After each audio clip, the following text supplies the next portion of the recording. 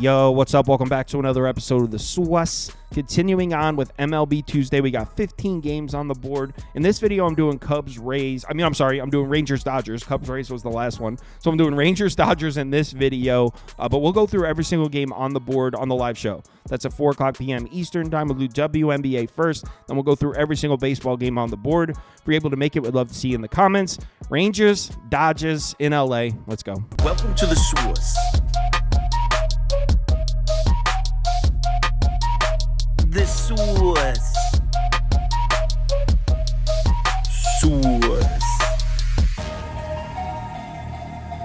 Hey, get the Swas. All right, so Texas is on the road out in Dodger Stadium. As I'm recording this, there aren't any lines open for this game, so I'm going to try to wait until those come out so I can put them on the screen and give a pick out. But as I'm recording it right now, there are no lines open.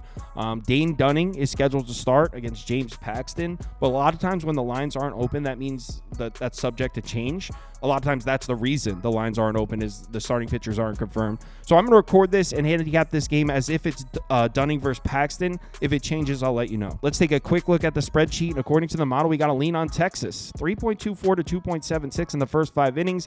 Closer in the final score, though. 5.08 to an even 5 Texas. So let's take a look at this matchup. And James Paxton, you know, Prop Beaver was saying this whole season that regression is coming for this man, and it hit him like a ton of bricks. In the last 3 starts, he's got a 10.61 ERA and a whip over 2. Definitely been getting hit up. Now, those starts were on the road.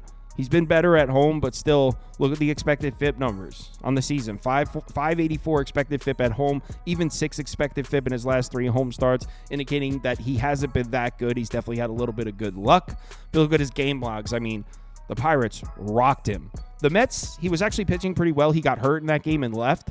But before that, the Reds crushed him. So we're coming up on 3.5, 4 weeks since we've seen James Paxton throw a good game, which is definitely concerning.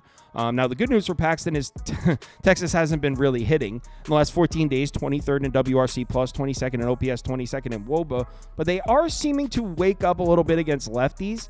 They're 5th across the board in the last 14 days. Here's the thing. Not really against starters. They must be doing most of that damage against the bullpen, because against the last 3 lefty starters they've seen, 450 ERA and a 144 whip. 144 whip is solid, but it's not crushing.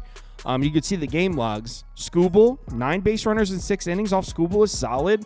They got to Trevor Rogers a little bit. They got to Ryan Weathers, which is solid. So they're not absolutely annihilating these lefties, but the last 3 lefties they saw, the last 3 lefty starters, they were able to be productive. So even though I don't have a ton of faith in the Texas Rangers lineup right now, I don't think there's any reason to trust Paxton. So I think the Rangers should get to him. He's going to have to prove to me he can pitch at an elite level before I start betting him as such. On the other side, we got Dane Dunning, and Stunning's been pretty good, man. Dane Stunning on his last 4 starts, an even 4 ERA, 122 whip, 365 expected FIP. That's solid on the season. 409 ERA, 118 whip is great. 374 expected FIP. He hasn't been going that deep into games, but Dane Stunning's been pitching well. Definitely better at home, though. But even still, you look at the ERA in his last 2 road starts, 563. Look at the whip and expected FIP. Indicated that he still pitched pretty well. He just got a little bit unlucky there and gave up some runs.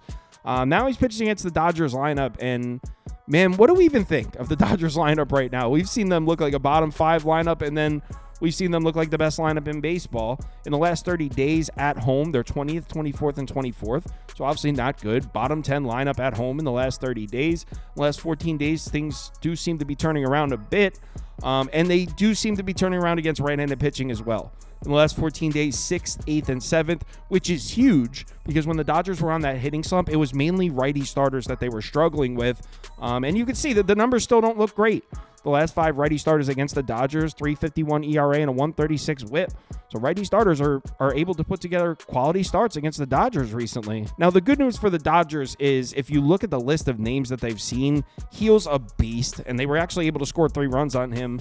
Cody Petit, that's kind of inexcusable, but Paul Skeens, Jared Jones. I mean, there's some good names on this list as far as righty starters that they've seen recently, so maybe you could make the point that they've seen a little bit of tough competition, but as a whole, we know this Dodgers lineup hasn't been producing to the level we expect the Dodgers to produce at. The good news is Dane Dunning is struggling with command. He's got a walk rate this year of 10.85%, and the Dodgers are the best team in the league in terms of scoring runs against righties that have a walk rate above 8%. So against righties that struggle with command, no lineup in baseball has turned those situations into more runs per inning than the Dodgers. They're first. And to make matters even worse for Dane Stunning, he's done a lot of his damage against bad lineups. Against bottom 10 lineups versus righties, 2.16 ERA, 102 whip. He's been great. But against top 10 lineups, 15 innings pitched, 5.40 ERA. So he's definitely been giving up runs against top 10 lineups. And I think even though they may not have looked like it the last month, we all know that this Dodgers lineup is definitely a top 10 lineup versus righty, so don't love that look for Stunning at all. I think the Dodgers get to him. Now, when we get to the bullpen matchup, it's actually closer than you think. This Rangers bullpen was absolutely terrible to start the season, but look at the last 14 days. Rangers bullpen, 4th in ERA, 6th in WOBA, 1st in expected FIP. Dodgers bullpen has also been elite. Both these teams had a day off, so both of these bullpens are going to be rested. This is a solid, even matchup. Both these bullpens have been good recently. The fact that this game's in Dodger Stadium is probably a plus for the Dodgers, though, because their bullpen's been good at home. Rangers bullpen hasn't been quite as good on the road, so a slight edge to the Dodgers there. And as far as offenses against bullpens, the Rangers have been terrible. In the last 30 days, they're the worst lineup in baseball scoring in the late innings. From inning 6+, they're 30th in WRC+, 30th in OPS, 30th in WOBA in the last 30 days. And if you see on the Dodgers side, they've actually been producing against bullpens. So the fact that this game's in Dodger Stadium, taking into consideration these offensive numbers, got to give a real serious edge to the Dodgers in the late innings, which is why, as far as betting this game, I'm going to hold off. I'm not going to upload this one, so maybe right after I'm saying this, you're going to see a clip. Good morning. Finally, the line's open for this game. All right, so here's what I'm thinking as far as a bet. So I like the over, right? James Paxton, the way he's been pitching. Rangers maybe waking up a little bit. Dane Dunning, I know he has some decent numbers, but on the road in Dodger Stadium, it's a little worse on the road. He struggles against good lineups. It's just a bad spot for Dane Dunning. So I like the over. But I don't really know what to think about the Paxton versus the Rangers thing. So I'm going to bet the Dodgers team total over. You can get a 4.5 at -120. It's expensive, but I think we can count them to get at least 3 off Dunning, which means 2 runs off the Rangers bullpen on the road. I'm going to roll with it. Give me Dodgers team total over. If you don't trust Paxton at all, maybe just play the over 9. You can get a -105. So if you trust Paxton, go with the Dodgers team total over. If you don't, go with the over. I'm going Dodgers team total over 4.5.